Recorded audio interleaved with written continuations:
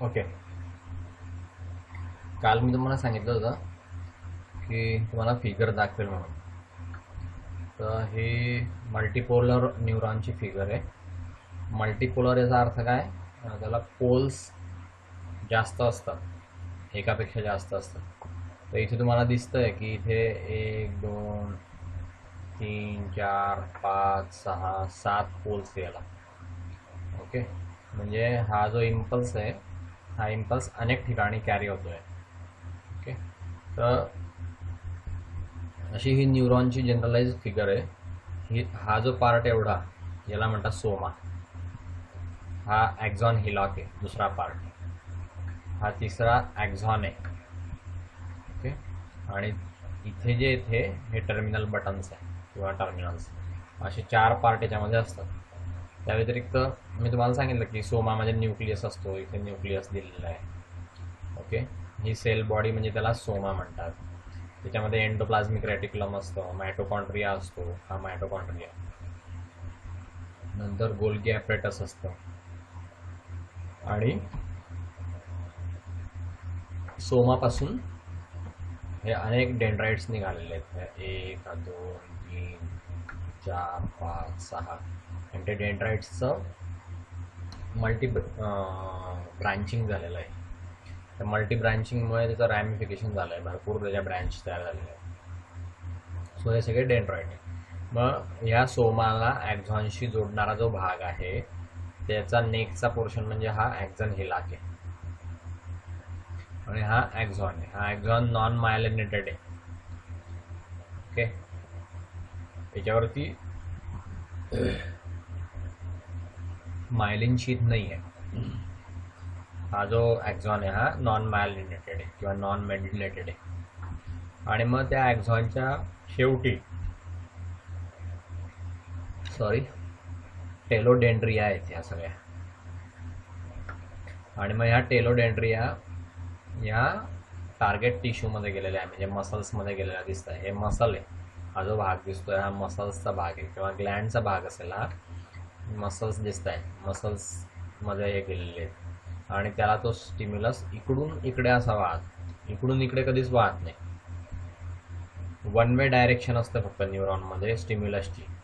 इकडनं ह्या सगळ्या भागातून तो 1,00,000 वेळेस तो स्टिम्युलस येतो याच्यामध्ये, सोमामधून या ॲक्झॉनमधून जाऊन या टार्गेट टिश्यूमध्ये तो स्टिम्युलस जातो.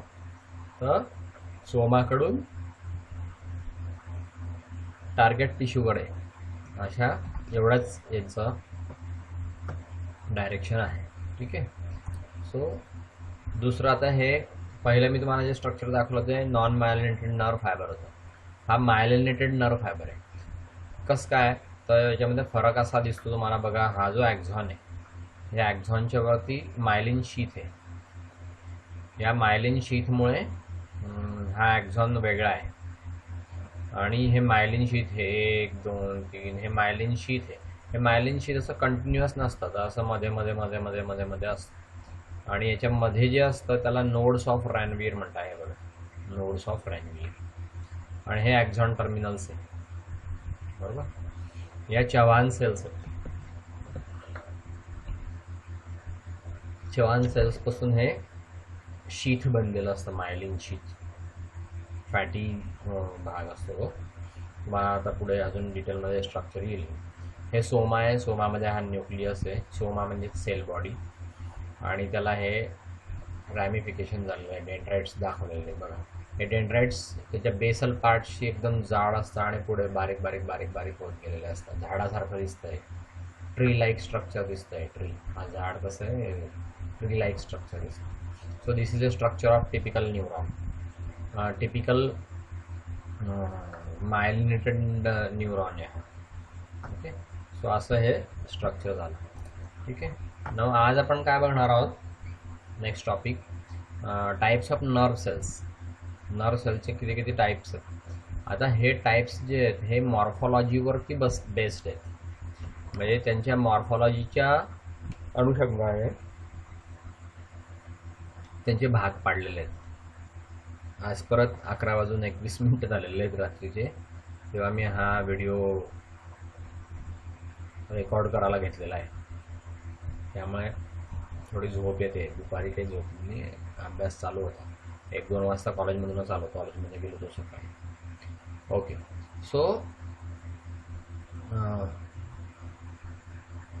हे जे नर्व सेल्स आहेत याची जी मॉर्फॉलॉजी आहे, मॉर्फॉलॉजी म्हणजे काय, स्टडी ऑफ स्ट्रक्चर.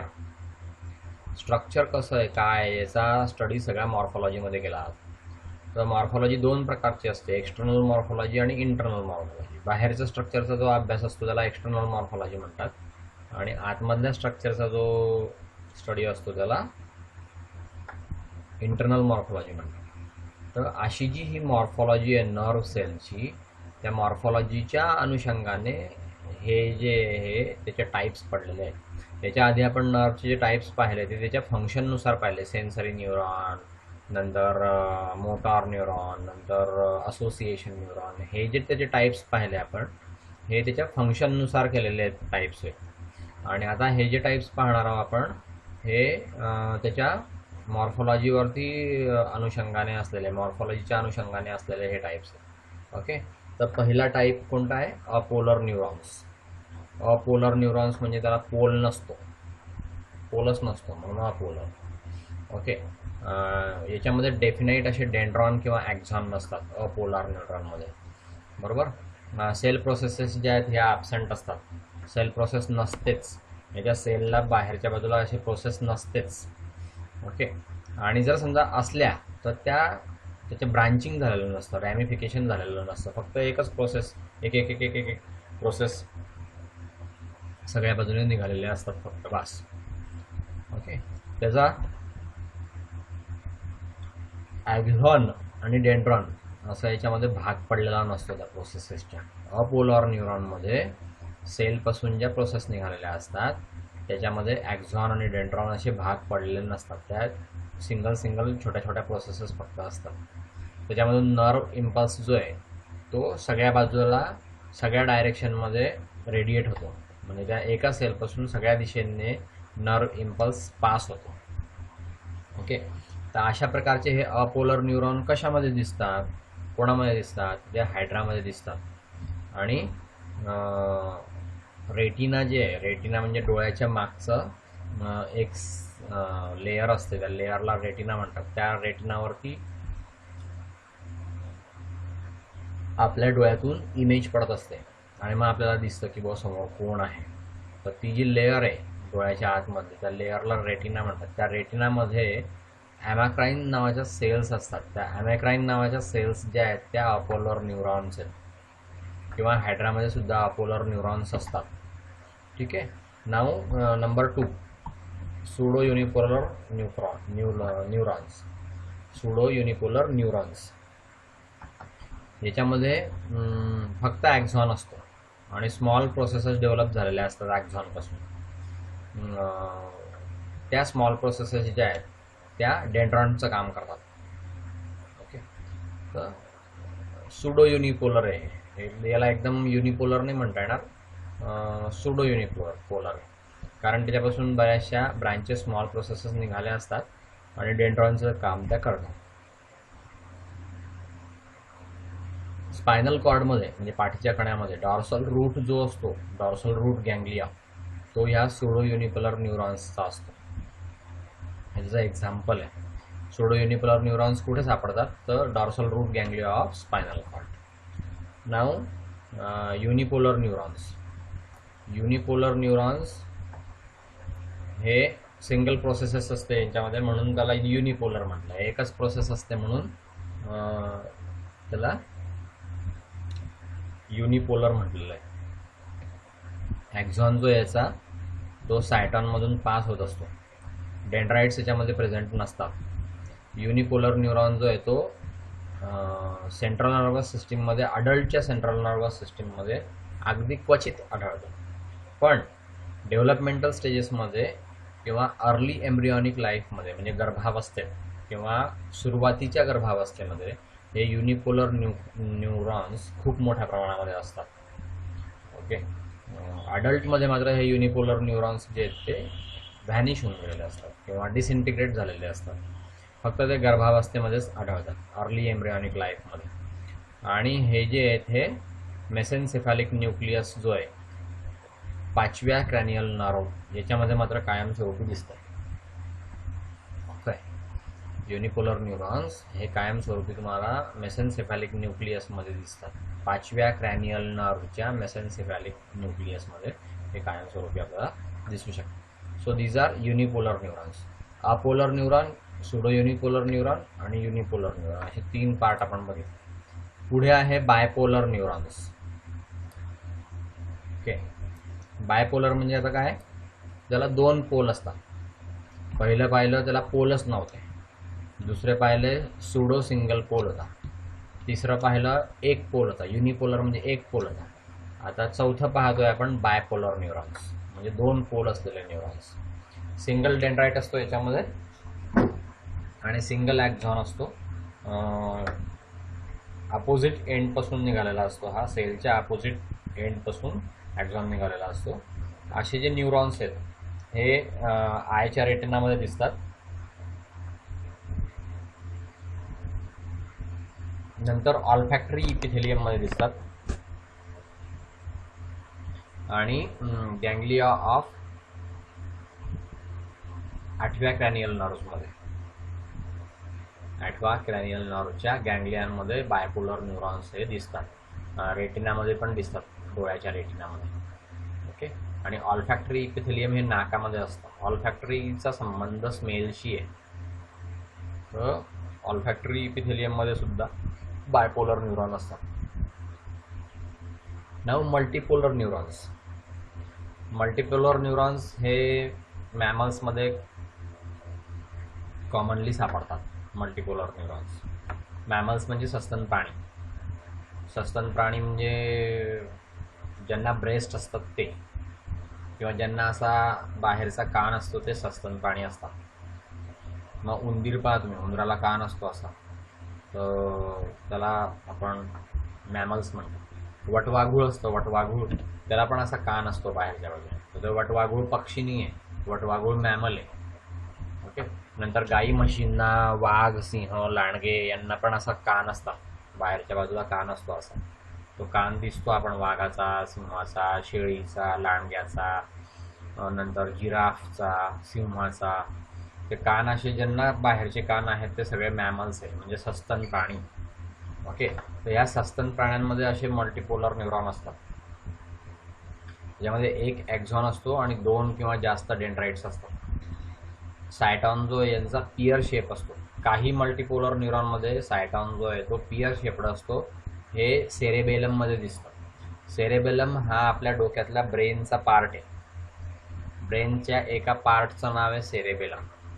तर ब्रेनमध्ये, सेरेबेलममध्ये सायटॉन पियर शेप्ड असतो. मल्टीपोलर न्यूरॉनचा सायटॉन पियर शेप्ड असतो. ओके, नंतर काही मल्टीपोलर न्यूरॉनमध्ये सायटॉन जो आहे तो स्टॅलाइट किंवा पिरॅमिडल असतो. ओके, तो कशामध्ये असतो, तर स्पायनल कॉर्डमध्ये असतो, पाठीच्या कण्यामध्ये, आणि सेरेब्रममध्ये असतो. सेरेब्रम हे सुद्धा ब्रेनचा पार्ट आहे. तर सेरेबेलममध्ये मल्टीपोलर न्यूरॉन पियर शेप्ड असतात आणि सेरेब्रममध्ये मल्टीपोलर न्यूरॉनचा सायटॉन जो आहे तो स्टॅलेट किंवा पिरॅमिडल असतो. आलं लक्षात? सो अशा रीतीने मल्टीपोलर न्यूरॉनचे हे पियर शेप्ड सोमावाला एक आणि स्टॅलेट किंवा पिरॅमिडल शेपवाला सोमा जो आहे तो दुसरा, असे 2 उपविभाग पडू शकतो. तुम्ही असं समजून घ्या. ठीक आहे. So these are called as multipolar neuron. हे फक्त मॅमल्समध्ये आढळतात, तुम्हाला मी सांगितलं. आणि याच्यामध्ये 1 ॲक्झॉन असतो आणि 2 किंवा जास्त डेंड्राइट्स असतात. नेक्स्ट, आता न्यूरॉनचे टाईप्स आपण बघितले. तर न्यूरॉनचे टाईप्स आपण जे बघितले त्याच्या पुढचा टॉपिक आहे हा मेड्युलेटेड आणि नॉन मेड्युलेटेड नर्व फायबर्स. म्हणजे नर्व फायबरचे टाईप्स आहे. एक टाईप झाला मेड्युलेटेड आणि दुसरा टाईप जो आहे तो नॉन मेड्युलेटेड नर्व.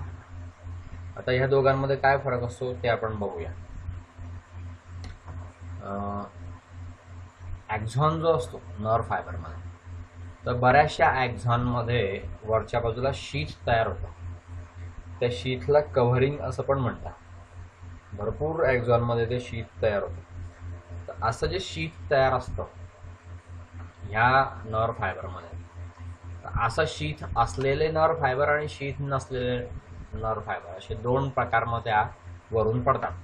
काही ॲक्झॉन जे ते शीथ ॲक्वायर करतात, काही ॲक्झॉन शीथ ॲक्वायर करत नाही. मग जे शीथ ॲक्वायर करतात त्यांना मायलिनेटेड किंवा मेड्युलेटेड किंवा व्हाईट नर्व फायबर्स असं म्हणतात. ओके. आणि जे दुसऱ्या प्रकारचे असतात त्या दुसऱ्या प्रकारच्या नॉन मायलिनेटेड किंवा नॉन मेड्युलेटेड किंवा ग्रे फायबर म्हणतात. मायलिनेटेड नर्व फायबर जे आहेत ते व्हाईट दिसतात आणि नॉन मायलिनेटेड नर्व फायबर जे ते ग्रे दिसतात, म्हणून त्यांना ते ग्रे फायबर किंवा व्हाईट फायबर असं पण नाव दिलेलं आहे. नर्व फायबरचे हे दोन प्रकार आहे, मायलिनेटेड नर्व फायबर किंवा नॉन मायलिनेटेड नर्व, म्हणजेच मेड्युलेटेड नर्व फायबर किंवा नॉन मेड्युलेटेड नर्व फायबर, म्हणजेच व्हाईट नर्व फायबर किंवा grey nerve fibre. White nerve fibre आणि ग्रे नर्व फायबर असे हे तीन नाव आहेत, त्यांना सेम नाव आहेत. ओके. या सगळ्यांचा अर्थ एकच आहे. तर मेड्युलेटेड नर्व फायबर जो आहे त्याला थिन असं शीथ तयार झालेलं असतं, त्याला न्यूरोलेमा असं म्हणतात. हे चवान सेलपासून बनलेलं असतं. चवान नावाच्या सायंटिस्टने ते एस कॅपिटल पाहिजे ते आपण करून घेऊ. ओके. तर चवान सेलपासून ते बनलेलं असतं. हे चवान सेलपासून ते शीथ बनलेलं असतं मेड्युलेटेड फायबरमध्ये किंवा मायलिनेटेड फायबरमध्ये. त्याला जेव्हा मायलिन शीथ तयार झालेलं असतं, थिन नसतं हे न्यूरोलेमाच्या वरच्या बाजूला. ठीक आहे. हे न्यूरोलेमा जी आहे ती सेंट्रल नर्वस सिस्टीमच्या फायबर्समध्ये ॲब्सेंट असते आणि मेड्युलेटेड ॲक्झॉन्स जो आहे त्याच्या वरच्या बाजूला थिक कव्हर असतो, ग्लिसनिंग म्हणजे एकदम पांढऱ्या शुभ्र कलरचं असं ग्लिसनिंग व्हाईट फॅटी मटेरियलपासून तयार झालेलं असतं ते. आणि फॅटी मटेरियल म्हणजे काय, स्निग्ध पदार्थ फॅटी मटेरियलपासून तयार झालेलं असतं, त्याला मायलिन असं म्हणतात किंवा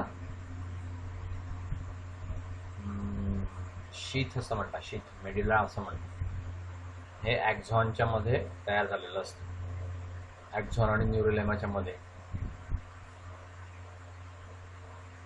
जवान सेलपासून ते तयार झालेलं असतं. ओके.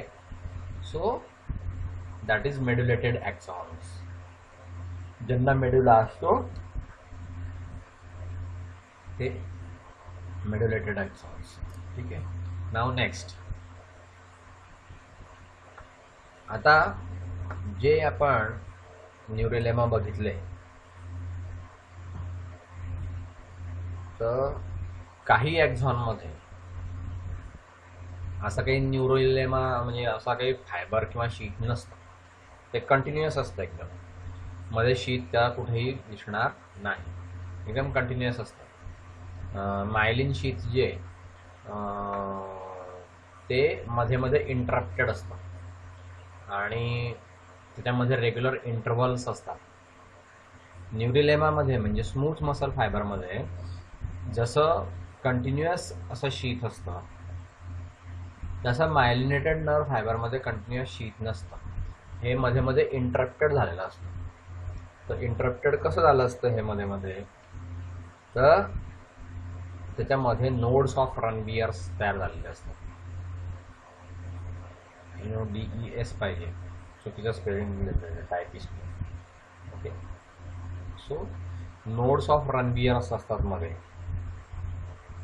आणि त्या नोड्स ऑफ रनवियर्सच्या आजूबाजूला हे मायलिन शीथ असतं, फॅटी पासून बनलेलं, फॅट्सपासून बनलेलं. ओके. कंटिन्युअस नसतं ते, मध्ये मध्ये इंटरप्शन झालेलं असतं, रेग्युलर इंटरव्हल्सला मध्ये मध्ये इंटरप्शन झालेलं असतं आणि सर्क्युलर कॉन्स्ट्रिक्शन्स असतात त्याच्यामध्ये, ते नोड्स ऑफ रॅनवियर्स म्हणून आपल्याला. नोड्सच्या आतमध्ये जे सेक्शन्स असतात त्याला इंटरनोड्स असं म्हणतात. ओके. ते इंटरनोड्स म्हणजे मायलिन शीथ. सिंगल चवान सेल जी आहे न्यूरोलेमाची त्याच्यापासून हे इंटरनोड्स तयार होतात आणि मायलिन शीथ जे आहे ते अल्टरनेटिंग कॉन्सन्ट्रिक लेयर्सने लिपिड किंवा प्रोटीनच्या मटेरियलने या तयार झालेल्या असतात.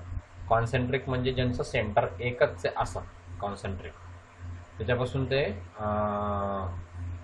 लिपिड आणि प्रोटीनच्या कॉन्सेंट्रिक लेयर्स पासून ते मायलिन शेथ जे आहे ते तयार झालेलं असतं. ते अल्टरनेटिंग असतात. लिपिड मग प्रोटीन, मग लिपिड मग प्रोटीन, मग लिपिड मग प्रोटीन, असं एका पाठोपाठ एक असतं. एका नंतर दुसरं, दुसऱ्यानंतर पहिलं, असं. तर अल्टरनेटिंग कॉन्सेंट्रिक लेयर्स असतात त्या लिपिड आणि प्रोटीन्सच्या. त्याच्यापासून ते मायलिन शीथ तयार झालेलं असतं. आणि ज्याला मायलिन शीथ असतं ते मायलिनेटेड नर्व फायबर्स असतात. याच्यामुळे काय होतं, मायलिनेटेड नर्व फायबरमुळे काय होतं, स्पीडी पॅसेज मिळतो. नर्वचा जो इम्पल्स पास होत असतो न्यूरॉनमधून, तो नर्वचा इम्पल्स पास व्हायला स्पीडी पॅसेज मिळतो. आणि तो एका नोड्स ऑफ रनवियरवरून दुसऱ्या नोड्स ऑफ रनवियरवर, मग दुसऱ्यापासून तिसऱ्या नोड्स ऑफ रनवियरवर, असं जम्प करत करत तो इम्पल्स जातो. किंवा ते जे ॲक्शन पोटेन्शियल आहे ते ॲक्शन पोटेन्शियल जम्प होतं. एका नोड्स ऑफ रनवियरपासून दुसऱ्या नोड्स ऑफ रनवियरपर्यंत असं ते जम्प होतं. आणि जम्प होत होत होत ते एकदम फास्ट जातं. नॉन मायलिनेटेड नर्व फायबरपेक्षा मायलिनेटेड नर्व फायबरमध्ये इम्पल्स जो आहे तो फास्ट जातो. आणि त्या इम्पल्सचं जे पोटेन्शियल आहे ते पोटेन्शियल लूज नाही होत.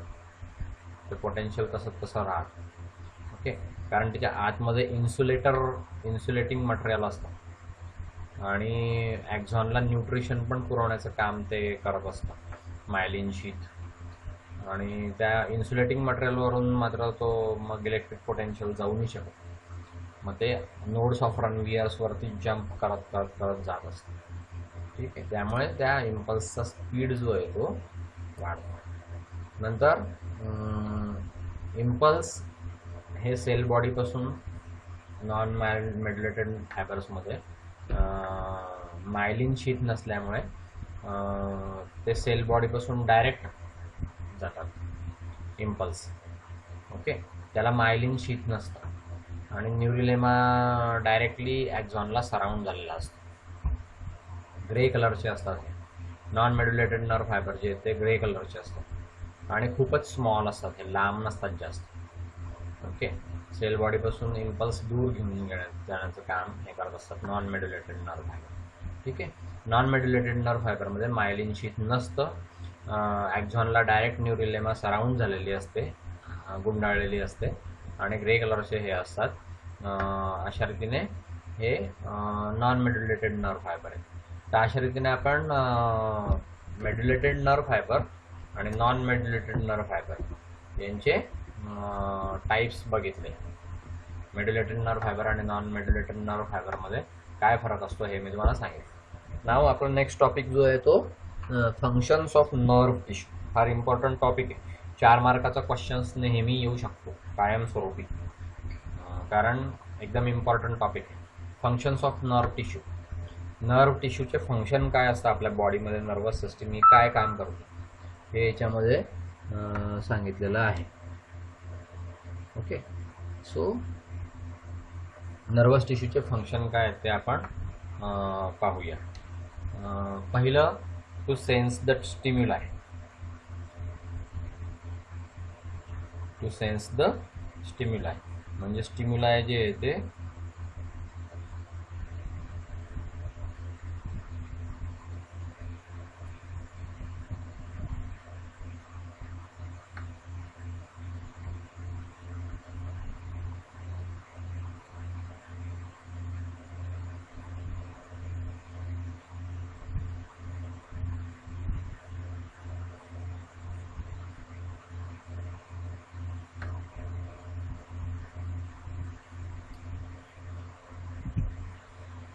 नर्व टिश्यूचे फंक्शन. पहिलं फंक्शन, महत्त्वाचं फंक्शन म्हणजे स्टिम्युलायचा सेन्स जो आहे तो आपल्याला नर्व टिश्यूमुळे होत असतो.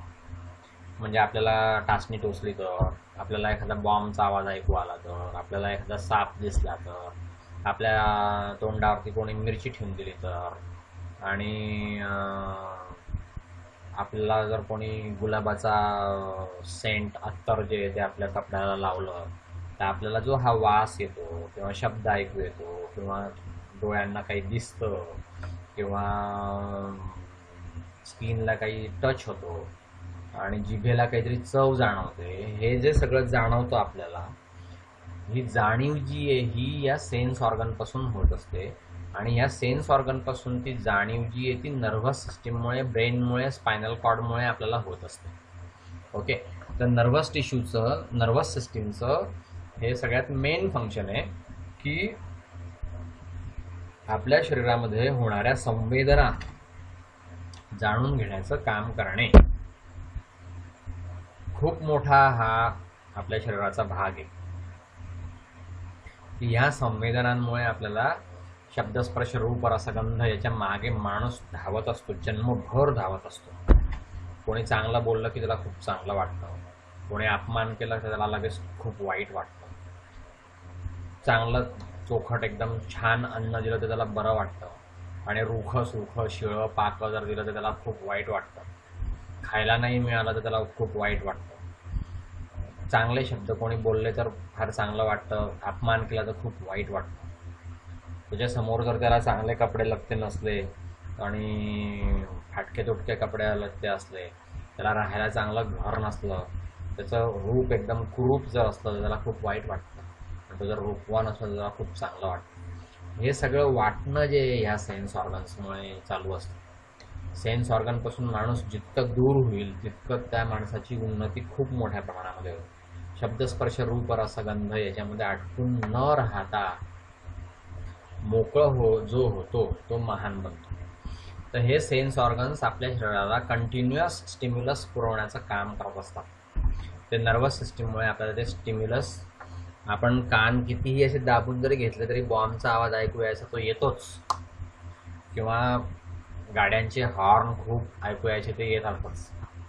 त्यामुळे ते सेन्स ऑर्गन्स, योगी लोक जे असतात तेच फक्त त्या सेन्स ऑर्गनपासून वेगळे अलिप्त राहू शकतात.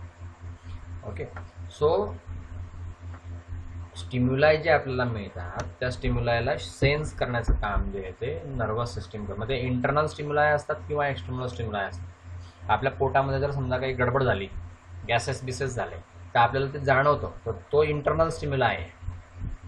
किंवा आपलं पोट दुखायला लागला तर तो इंटरनल स्टिम्युलाय आहे. आपल्या पोट दुखतंय हे आपल्याला आतूनच जाणवत आहे, तो इंटरनल स्टिम्युलाय सुद्धा त्याने घेतला. आणि बाहेर आपल्याला एखादा बॉम्बचा आवाज आला तर तो बाहेरचा पण आपल्याला स्टिम्युलस नर्वस सिस्टीम आपली घेत असते. आपल्या पोटामध्ये गुडगुड होत असेल तर ते पण आपल्याला जाणवतं, तो इंटरनल स्टिम्युलस आहे. आणि बाहेर जर समजा काही आवाज आला, किंवा बाहेर आपल्याला काही एखादा साप दिसला, किंवा बाहेर आपल्याला चांगला एखाद्या बगीच्यातल्या फुलाचा वास आला, तो बाहेरून जो स्टिम्युलस येतो, एक्सटर्नल स्टिम्युलस त्याला म्हणतात, एन्व्हायरमेंटमधून तो येत असतो, तो एक्सटर्नल स्टिम्युलस पण आपल्याला नर्वस सिस्टीम देते, आणि इंटरनल स्टिम्युलस पण देते. पोटामध्ये काही गुडगुड आवाज झाला तर, पोट दुखायला लागलं तर ते पण आपल्याला कळतं. सो इंटरनल आणि एक्सटर्नल स्टिम्युलस, दोघेही स्टिम्युलस आपल्याला नर्वस सिस्टीमकडून कळत असतात. दुसरं फंक्शन आहे, त्या स्टिम्युलस नुसतं ते रिसीव्ह करते नर्वस सिस्टीम असं नाही, त्या स्टिम्युलसचं ॲनालिसिस पण करते, की हा आवाज आहे तर हा आवाज कोणाचा आहे. आपल्याला पहिल्यांदा माहिती असतं की असा आवाज जो आहे तो बॉम्बचा असतो, असा आवाज जो आहे तो ट्रकचा आवाज असतो, असा आवाज जो आहे तो कारचा आवाज असतो, हे आपल्याला पहिल्यांदा माहिती असतं.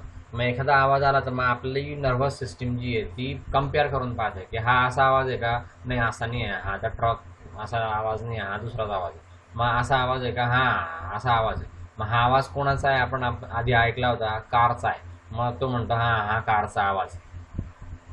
ओके, सो अशा रीतीने ते स्टिम्युलस ॲनालिसिस करण्याचं काम सुद्धा नर्वस सिस्टीम करत असते. आणि नुसतं ॲनालिसिस करत नाही तर त्या ॲनालिसिसवरती ती रिझल्ट पण देते, ॲप्रोप्रिएट आणि कोऑर्डिनेटेड रिस्पॉन्स देते, रिझल्ट देते. आणि त्या रिझल्ट व्हेरियस ऑर्गन्सला तो रिझल्ट जातो. आपण एखादा मुलगा समोर पाहतो, आपण आधी मुलं बघितलेले असतात. सुरुवातीला आपल्याला मुलांना आपण बघितलेलं असतं की बुवा हा जगन आहे, हा मोहन आहे, हा शेखर आहे, आणि हा निलेश आहे. मग नंतर आपल्याला एखादा मुलगा दिसला तर मग आपण कम्पेअर करून पाहतो की हा मोहन सारखा आहे का, नाही हा मोहन सारखा नाही. मग हा जगन सारखा आहे का, नाही जगन सारखा नाही. हा निलेश सारखा आहे का, हा निलेश आपण असा पाहिला होता आधी, असा जो आहे तो निलेश होता, मग हा अगदी तसाच दिसतोय, म्हणजे हा निलेश आहे. तर मग आपण त्याला म्हणतो हाय निलेश, कसं काय आज, कसं काय आला, आज कसं काय माझी आठवण झाली, बरं झालं तू भेटला मला, कधी आला गावाहून, असं आपण त्या निलेशला बोलतो. ते निलेश आपण ओळखतो, तर ते आपण त्याच्याशी बोलतो. तर ते बोलतो म्हणजे त्या नर्वस सिस्टीमकडून आपल्याला रिप्लाय पण मिळतो आणि त्या रिप्लायनुसार आपण बोलतो की बुवा निलेश बरं झालं तू आला. हे आपण तो दिलेला रिझल्ट आहे. नर्वस सिस्टीम फक्त स्टिम्युलाय घेत नाही, तर स्टिम्युलाय घेते, त्याचं ॲनालिसिस करते आणि त्या ॲनालिसिसच्या अनुषंगाने त्याला कोऑर्डिनेटेड असा रिस्पॉन्स जे ते नर्वस सिस्टीम देते आणि व्हेरियस ऑर्गन्स त्या रिस्पॉन्सनुसार मग काम करतात. समोर जर आपल्याला कोणी ताट वाढलं तर मग आपण लगेच जेवायला सुरुवात करतो. हा कोऑर्डिनेटेड रिस्पॉन्स झाला. ओके, आपल्याला समोर जर कोणी ताट वाढून आणून ठेवलं तर आपण बाहेर जात नाही. असं जर आपण बाहेर गेलो तर घरामध्ये आपल्याला आई लगेच रागवली की कारण मी तुला जेवायचं ताट वाढलं बाहेर काय चालला. जेवायचं ताट समोर वाढून दिलेलं आहे आणि आपण जर बाहेर जायला लागलो तर हा कोऑर्डिनेटेड रिस्पॉन्स नाही आहे. हा कोऑर्डिनेटेड रिस्पॉन्स नाही आहे. तर मग कोऑर्डिनेटेड रिस्पॉन्स काय आहे, देवाचं ताट वाढलं आहे तर जेवण करा. हा कोऑर्डिनेटेड रिस्पॉन्स. तर असा कोऑर्डिनेटेड रिस्पॉन्स जे आहे ते नर्वस सिस्टीम देत असते. That is a best function of nervous system. Okay, sensory neurons काय करत असतात, आपल्या सेन्सरी ऑर्गन्सपासून जे हे तुम्हाला मी आधी सांगितलं आहे त्यामुळे थोडक्यात सांगतो. सेन्सरी ऑर्गन्सपासून जो स्टिम्युलाय आलेला असतो तो ब्रेन आणि स्पायनल कॉर्डना पुरवण्याचं काम जे आहे हे सेन्सरी न्यूरॉन्स करत असतात. ओके, तो ते सेन्स करतात म्हणजे साऊंड सेन्स करतं कान, लाईट सेन्स करतं डोळे, नंतर स्मेल सेन्स करतं नाक, नंतर टेस्ट सेन्स करते जीभ आणि टच सेन्स करते स्किन. तर त्या सेन्स ऑर्गनकडून ब्रेन आणि स्पायनल कॉर्डकडे जाणारे जे रिस्पॉन्स असतात ते ज्या न्यूरॉन्समधून जातात त्या न्यूरॉन्सला म्हणतात सेन्सरी न्यूरॉन्स. आणि इंटरन्यूरॉन्स आणि कनेक्टर न्यूरॉन्स जे आहेत ते कनेक्शन कोणाला देतात, ॲफ्रंट आणि इफ्रंट न्यूरॉन्सला. आणि ॲफ्रंट आणि इफ्रंट न्यूरॉनपासून वेगळ्या वेगळ्या सेंट्रल नर्वस सिस्टीमच्या पार्ट्सना त्याचं कनेक्शन गेलेलं असतं. तर त्यांना आपण म्हणतो इंटरन्यूरॉन किंवा कनेक्टर न्यूरॉन. हे कनेक्टर न्यूरॉन काय ॲफ्रंट आणि इफ्रंट न्यूरॉनपासून सेंट्रल नर्वस सिस्टीमच्या वेगळ्या वेगळ्या पार्टला जोडण्याचं काम करत असतात. तर असं हे चौथं फंक्शन आहे नर्वस टिश्यूचं. ओके, नेक्स्ट फंक्शन काय आहे, इफ्रंट किंवा सोमॅटिक मोटार न्यूरॉन्स जे हे मोटार न्यूरॉन्स मी तुम्हाला आधी सांगितलं आहे काय करतात, सेंट्रल नर्वस सिस्टीमपासून तर मसल्स म्हणजे इफेक्टर ऑर्गन, ओके, त्याला ते स्टिम्युलाय पोहोचवण्याचं काम करतात. मोटार न्यूरॉन्स हे सेंट्रल नर्वस सिस्टीमपासून तर इफेक्टर ऑर्गन म्हणजे मसल्सला इम्पल्स पोहोचवण्याचं काम करतात. आणि मग मसल्सला इम्पल्स मिळाला की मग तो रिॲक्ट करतो आणि त्याच्यामध्ये त्या स्टिम्युलसच्या नुसार त्या मसल्सची ॲक्टिव्हिटी होते. ओके, अशा रीतीने हे नेक्स्ट फंक्शन आहे आपल्या नर्वस सिस्टीमचं. आता याच्या व्यतिरिक्त जी दुसरी प्रकारची जी नर्वस सिस्टीम आहे ॲटोनॉमिक नर्वस सिस्टीम किंवा सिम्पथॅटिक नर्वस सिस्टीम किंवा इनव्हॉलंटरी नर्वस सिस्टीम. या इनव्हॉलंटरी नर्वस सिस्टीममध्ये काय होतं तर ॲटोनॉमिक मोटार आणि इफ्रंट न्यूरॉन्स जे ते इम्पल्सेस ट्रान्सफर करतात. कुठून, इनव्हॉलंटरी मसल्सला आणि ग्लँड्सला ते इम्पल्स ट्रान्सफर करत असतात. आणि मग ते इनव्हॉलंटरी मसल्स कंटिन्युअस काम करत असतात. उदाहरणार्थ हार्टचे मसल्स, आपल्या हार्टमध्ये म्हणजे हृदयामध्ये जे मसल्स आहेत ते इनव्हॉलंटरी मसल्स आहेत. ते इनव्हॉलंटरी मसल्स आपल्या म्हणण्यानुसार काम करत नाही, ते त्यांचं काम करत असतात. त्यांना ॲटोनॉमिक मोटार न्यूरॉन्सपासून किंवा गँग्लियापासून इम्पल्स जात असतो आणि त्याच्यानुसार ते कायम करत असतात. आपल्या सांगण्याने ते हार्टचे मसल्स काम करत नाही, कंटिन्युअस हार्ट चालत राहतं. ते आपल्या थांबवण्याने थांबत नाही आणि आपल्या सुरू कर म्हटल्याने सुरू होत नाही. Okay, so that is इनव्हॉलंटरी muscles. तसंच ग्लँड पण जे आहेत त्या इनव्हॉलंटरी असतात आणि या ग्लँड पण मग त्या सिक्रिशन करतात. आपण भजी समोर दिसले तर आपल्या तोंडामध्ये लाळ येणार नाही असं कधी होणार नाही, ती लाळ येईलच automatic. So that is a इनव्हॉलंटरी action. ठीक आहे, सो अशा रीतीने ही नर्वस सिस्टीमचं फंक्शन आपण बघितलं. तर आजचं लेक्चर इथेच थांबवूया.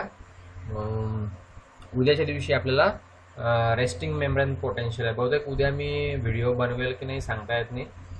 बनवला तर मग टाकेल निश्चितपणे रात्री, कारण उद्या दिवसभर आम्हाला सकाळी 10 वाजेपासून तर दुपारी 4 वाजेपर्यंत न्यू एज्युकेशन पॉलिसीवरती ती पॉलिसी ज्यांनी तयार केलेली आहे ते ह्युमन रिसोर्स डेव्हलपमेंटचे सेंट्रल गव्हर्नमेंटचे सेक्रेटरी भाषण करणार आहे उद्या. आणि स्वतः पंतप्रधान नरेंद्र मोदी यांचं पण भाषण आहे उद्या. तुम्ही फेसबुकवरती किंवा यूट्यूबवरती ते बघा. नवीन एज्युकेशन पॉलिसीमध्ये काय काय आलेलं आहे हे तुम्हाला बघायला मिळणार आहे आणि त्यानुसार तुम्हाला मग नवीन एज्युकेशन पॉलिसीनुसार तुम्हाला मग शिक्षण जे आहे ते घ्यावं लागणार आहे. तर हे सगळं उद्या असल्यामुळे बहुतेक उद्या जर समजा व्हिडिओ नाही तयार झाला तर मग मी उद्या व्हिडिओ काही टाकणार नाही. ठीक आहे.